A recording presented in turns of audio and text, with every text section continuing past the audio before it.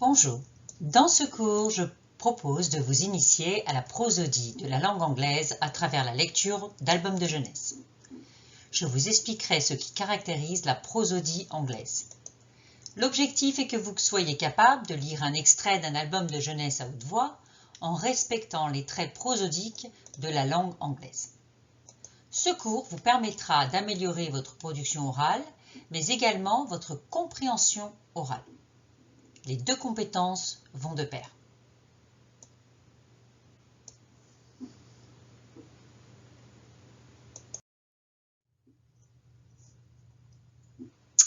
Pour lire un texte à haute voix en anglais, il faut veiller à respecter certains traits prosodiques de la langue anglaise. On entend par prosodie d'une langue tout ce qui touche à la mélodie, au rythme, au débit, au ton, aux pauses, à l'intonation d'une langue. On pourrait parler de la musicalité d'une langue. Vous avez certainement remarqué que la prosodie de la langue anglaise diffère de celle du français.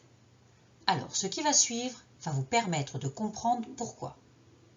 Je vais vous expliquer certaines des principales caractéristiques de la prosodie de la langue anglaise.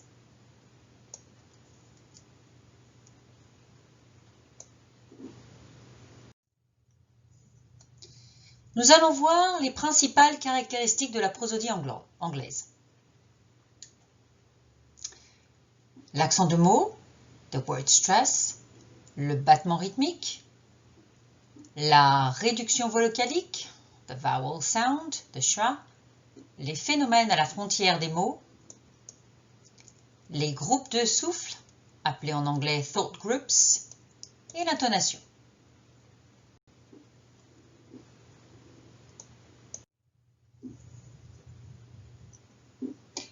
La langue française est une langue syllabique et l'anglais est une langue accentuelle. Prenons un mot en anglais. Canada. On s'aperçoit qu'une syllabe est prononcée avec plus de relief qu'une autre. Une syllabe du mot est accentuée, ressort, alors que les autres sont effacées, adoucies. Cet accent de mot, appelé aussi accent lexical, ou stress in English, peut avoir lieu sur la première, deuxième ou dernière syllabe. En revanche, en français, l'accent de mot est en général sur la dernière syllabe du mot. Le schéma accentuel est prédictif. Écoutons des mots transparents français et anglais. Canada, canadien, éléphant, crocodile, économie, économique. Canada, Canadian, elephant, crocodile, economy, economic. Voilà, ceci afin d'illustrer la différence entre langue syllabique versus langue accentuelle. L'accent de mot, word stress. Tout mot en anglais de plus d'une syllabe comprend une syllabe accentuée et une ou des formes faibles. On entend par forme faible la présence du son schwa, le E à l'envers, dont le son est proche du E muet en français, je, comme dans je. Voici, c'est le son schwa. Donc, à l'écran, quelques mots avec leur transcription phonétique, telle que vous pouvez la consulter dans les dictionnaires. Conversation. Donc, on voit bien que l'accent de mot, l'accent lexical se porte sur la syllabe say, et dans les dictionnaires, le symbole utilisé est cette petite apostrophe juste avant la syllabe à accentuer. Conversation. Alors, si vous voyez une petite apostrophe en bas, ceci correspond à l'accent secondaire, c'est-à-dire qu'on l'entend, mais un petit peu moins que l'accent primaire, principal. Ça arrive parfois dans les mots qui sont longs. Conversation. Marmalade. Là encore, accent principal sur la première syllabe. Donc, c'est celle-ci que je dois vraiment accentuer. Marmalade. Et on entend un petit peu sur la dernière syllabe. Orange. Une seule syllabe. Accentuer la première. disappointment, accent principal sur la troisième. Considering, sur le si, sur la deuxième. Moment, sur la première syllabe. Donc le choix, vous le voyez en vert, la syllabe accentuée est en rouge à l'écran. En conclusion, apprendre un nouveau mot en anglais implique de connaître l'articulation, c'est-à-dire les sons. Est-ce qu'il y a des sons voyelles, des sons consonnes, est-ce qu'il y a des sons diphtongues?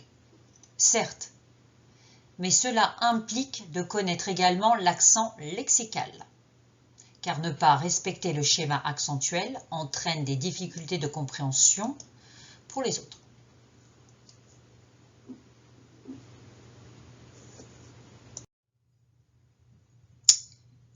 Caractéristique numéro 2, le battement rythmique.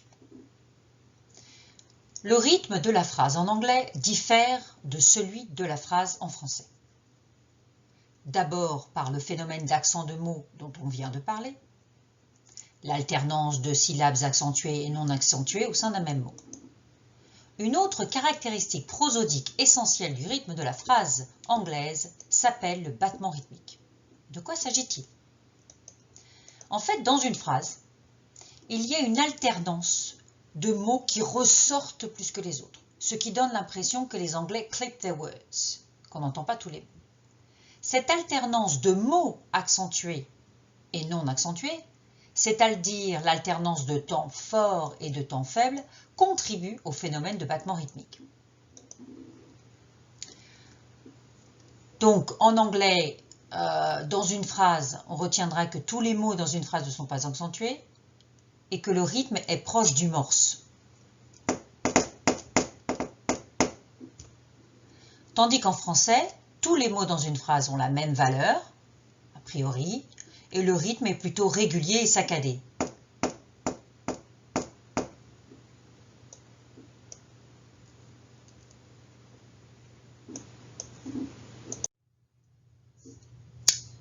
Écoutez cette phrase.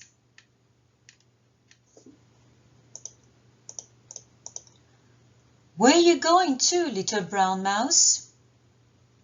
Where are you going to, little brown mouse? Les caractères en gras signalent les temps forts, alors que les autres mots dans cette phrase sont des temps faibles.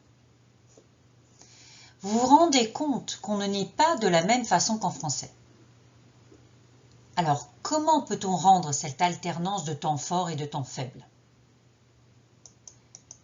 Quels sont les mots qui sont concernés par les temps faibles? Regardez bien. Les mots-outils sont en forme faible. C'est eux qui subissent la réduction vocalique.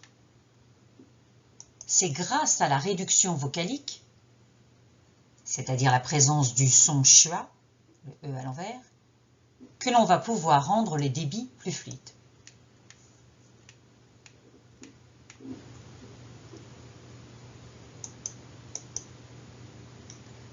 Ici, where, go, to, little, brown, mouse sont des temps forts, on les entend beaucoup plus que les autres mots dans la phrase. Prenons un autre exemple. Come and have lunch in my underground house. Encore une fois, les mots en gras ce sont les temps forts, et entre les temps forts, ce sont les temps faibles. Et donc, c'est cette alternance de temps forts et temps faibles que l'on appelle le battement rythmique. On a l'impression que les mots entre ces temps forts sont moins audibles. Ça fait partie du caractéristique de la prosodie anglaise. Donc, je reviens un petit peu sur la définition de la réduction vocalique. La réduction vocalique se définit comme étant la neutralisation d'une voyelle inaccentuée sous l'effet de la vitesse. Cela veut dire que la réduction vocalique, c'est-à-dire le son schwa, va venir remplacer un son voyelle, uniquement un son voyelle. Et comme ce son voyelle n'est pas accentué, parce qu'il ne peut pas être accentué pour être remplacé par un son schwa, on va, par défaut, puisqu'on veut aller vite, on va utiliser le son le plus rapide, celui qui mobilise le moins la bouche, les lèvres, les dents, hein, dans l'appareil phonatoire, et on va utiliser le son schwa. Et c'est ça qui va donner ce rythme plus rapide. Donc la voyelle neutre par excellence est le schwa, avec une variante en i aussi. Et ce phénomène est donc une conséquence directe du rythme de l'anglais. Alors, exemple de mot-outil, are. Donc, on vous a certainement appris tous à prononcer are, I am, you are, avec un A long, en forme pleine. Donc, vous voyez la phonétique dans le tableau. Et vous pensez sans doute que c'est la façon de le prononcer en toutes circonstances. Pas tout à fait. Car à l'intérieur d'une phrase, la voyelle pleine, pour les mots-outils, je parle des mots-outils, la voyelle pleine, c'est-à-dire le R, doit être prononcée plus rapidement. C'est comme ça. Par défaut, les mots-outils, à l'intérieur d'une phrase, on doit peu les entendre. Et donc, ce son R va être neutralisé par le schwa. Cette voyelle pleine va donc, sous l'effet de la vitesse, se transformer en un son voyelle bref, le son schwa. Ce son est le son le plus répandu en anglais. Donc, en fait, dans la vie de tous les jours, on ne dit pas « How are you ?» On dit « How are you ?» Donc, vous voyez que le « A » est devenu « E ». Alors, évidemment, dans une situation d'anglais authentique. Donc, c'est ce qui peut vous poser problème parfois quand vous entendez des anglais. C'est que les mots-outils ne sont pas forcément tous prononcés avec leur voyelle pleine, leur forme pleine. Donc, le rôle de la réduction vocalique est très très important.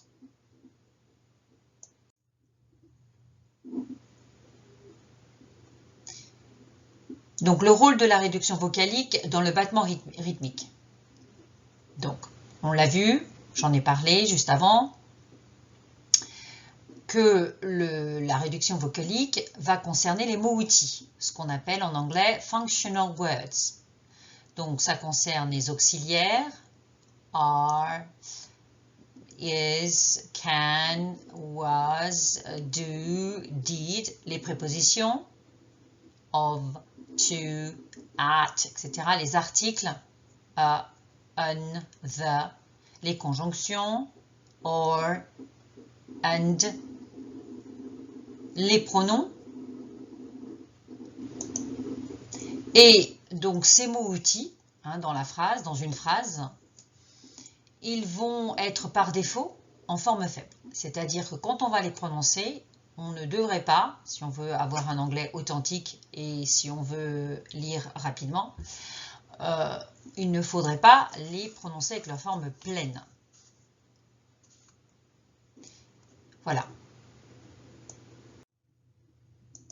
Tandis que les mots lexicaux, content words, qui eux sont les temps forts dans la phrase, on les entend plus que les autres, ils véhiculent des informations essentielles dans la phrase, il s'agit de noms, noms communs, noms propres, des verbes lexicaux, et like, play, pas les auxiliaires, les verbes, des adjectifs, des adverbes.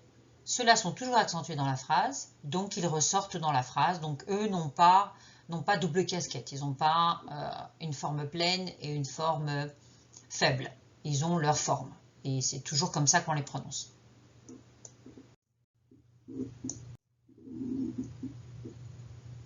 Alors, quelques informations supplémentaires pour être tout à fait exhaustives sur les mots-outils. Il me faut vous préciser dans quel cas on peut les dire en forme forte ou faible. Tout d'abord, il faut dire que le locuteur peut choisir de dire les mots-outils avec la forme pleine à tout moment. C'est son choix. Même à l'intérieur de la phrase, s'il a envie d'accentuer sur le mot, il utilisera la forme forte. Il doit avoir une intention particulière parce que ce n'est pas la norme, mais c'est possible. Alors, dans les usages, que trouve-t-on? En début de phrase ou de question, les auxiliaires sont en forme forte. Can I see you at 2? Can, au lieu de, donc là, can I see you at 2? Est en forme forte, par défaut. Mais on pourrait très bien aussi, can I see you at 2? Je pourrais très bien, moi, si je veux aller plus vite, le mettre en forme faible, donc avec le choix. Bon, mais pour des questions de pratique, vous, dans le cadre de votre enseignement de l'anglais, vous allez toujours, je vous conseille de faire donc la prononciation des auxiliaires en début de question en forme forte. Can I see you at 2? Par contre, à l'intérieur de la phrase, si vous lisez une histoire, les mots outils sont toujours inaccentués, donc ils devraient être toujours en forme faible. It's nice of you. Et puis on fait la liaison. Nice of you. It's nice of you. Donc, hein, on va voir la liste des mots, de tous les mots outils avec forme pleine, forme faible. Nice of you et pas it's nice of you. It's nice of you. Vous voyez, si j'utilise la forme pleine, nice of you, je vais plus doucement parce que je suis obligée d'accentuer. Donc là, je vais aller plus vite parce que les mots outils, on sait qu'ils sont là, et on sait qu'ils servent à relier les informations importantes. Donc, je veux le faire passer rapidement et donc j'utilise la réduction vocalique. Nice of you. It's nice of you. Enfin, a cup of tea, par exemple. A cup of tea. C'est ça dont il s'agit. En fin de phrase, les mots outils sont accentués, donc en forme forte. Ça revient un petit peu comme au début de la phrase ou à la fin. Where are you going to?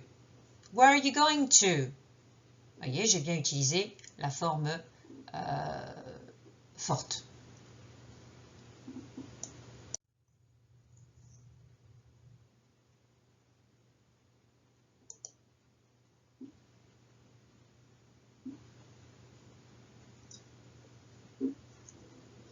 Caractéristique numéro 4.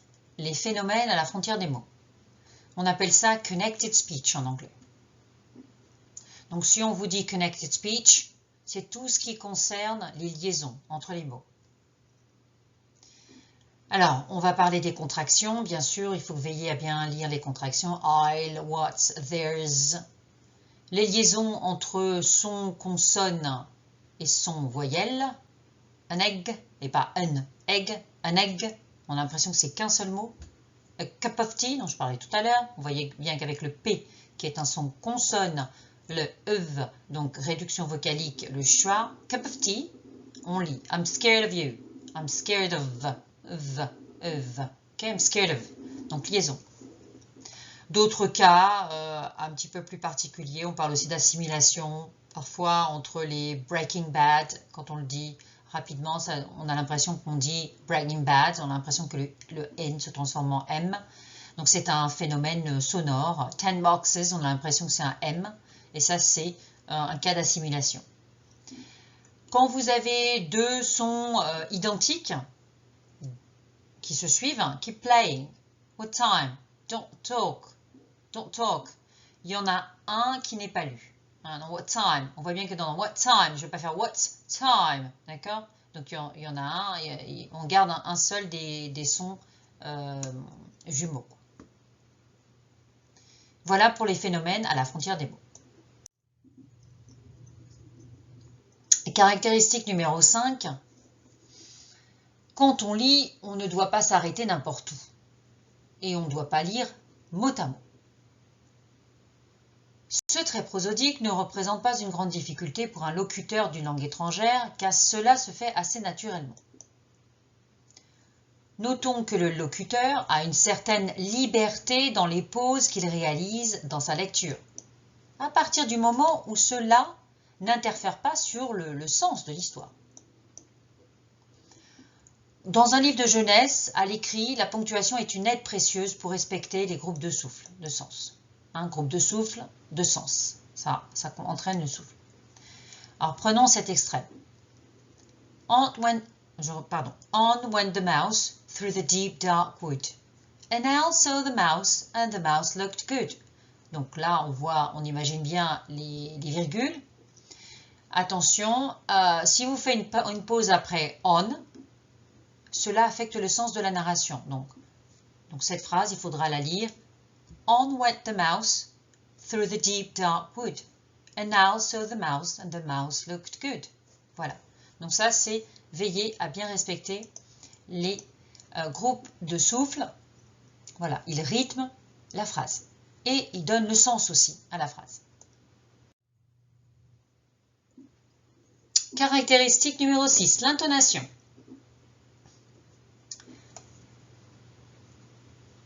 Voyons cela avec un extrait toujours de l'album de jeunesse The Gruffalo.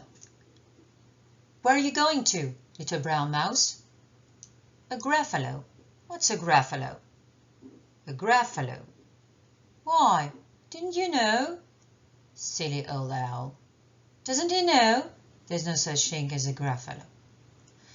Donc,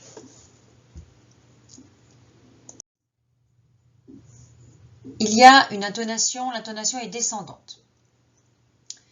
Pour les questions en WH, how far, how old, what, whose, how many. How far is the village? How old are you? What are you doing? Whose coat is it? How many cats have you got? Et là, les francophones ont tendance à effectuer une intonation montante. Non, elle est descendante pour les questions en WH. Pour les phrases déclaratives, cela ne vous étonnera pas, l'intonation est descendante. I'm reading. I don't like snakes. Pour les ordres. Listen. Go and get ready.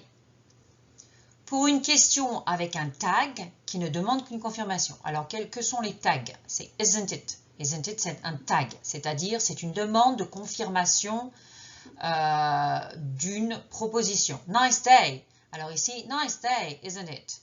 Si l'intonation est descendante, ça veut dire que la personne, c'est une fausse demande de confirmation. Hein? Nice day, isn't it? Elle veut juste entamer la conversation. Donc l'équivalent des tags, c'est l'équivalent en français un n'est-ce pas. Voilà. L'intonation montante. Dans les yes-no questions. Have you got a ruler? Can you swim? Are you leaving? D'accord. Dans les salutations, parfois, pour donner un petit peu plus d'intention amicale. Hello, hi, bye. Bon sang, voilà. Les invitations. Will you come with me? To sit down. Donc quand c'est pas un ordre, c'est une invitation, on peut augmenter l'intonation. Les propositions dont on ne connaît pas la réponse. A glass of milk? Sous-entendu, est-ce que ça vous fait envie? Est-ce que vous en voulez un? Et les tags qui sont des demandes de vérification. You don't want to have any trouble, do you? Vous voyez, là ça monte. Là c'est une vraie demande de confirmation. En tout cas, on demande à ce que la personne se positionne. Alors, il y a aussi parfois une intonation montante et descendante dans la même phrase, lors d'une énumération. I like brown, blue and red. Voilà ce qu'il fallait savoir sur l'intonation. Je vous laisserai consulter d'autres documents si vous voulez avoir des informations plus exhaustives. Mais pour ce qui concerne l'enseignement des langues vivantes à l'école primaire, je pense qu'il faut garder en mémoire les grands principes. C'est une intonation montante dans les yes-no questions. Are you a girl? Et descendante. Where are you? How are you? Dans toutes les questions commençant par un WH.